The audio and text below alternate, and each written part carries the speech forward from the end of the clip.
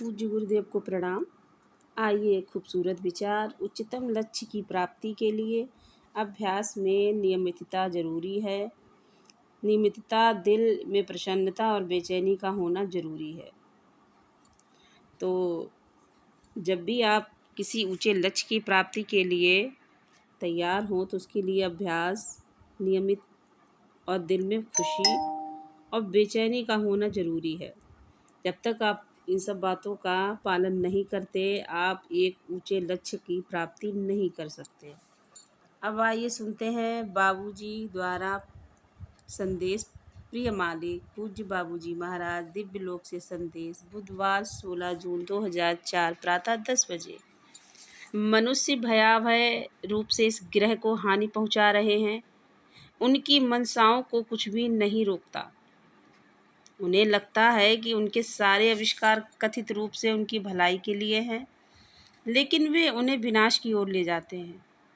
वे शारीरिक रूप से अकथनीय बीमारियों से पीड़ित हैं जो उन्हें परेशान करती हैं, जिनमें से एक है विद्युत चुंबकीय प्रदूषण।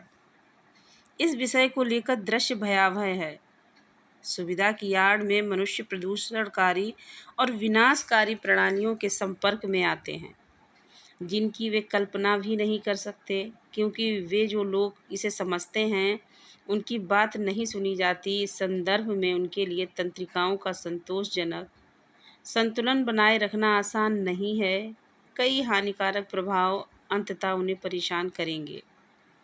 जहाँ तक किसी वास्तविक स्वभाव का संबंध है, अपने भीतर ऐसी सुरक्षित जगह बनाए रखना जहाँ वह स्वयं को खोज सकता है, यह एक दैवीय उपहार है।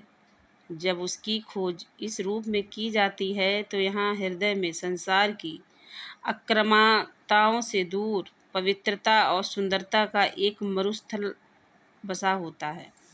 प्राचीन काल से मनुष्य को इस प्रक्रिया का पालन करने के लिए बनाया गया है। आत्मा की पुकार को अनसुना नहीं किया जा सकता।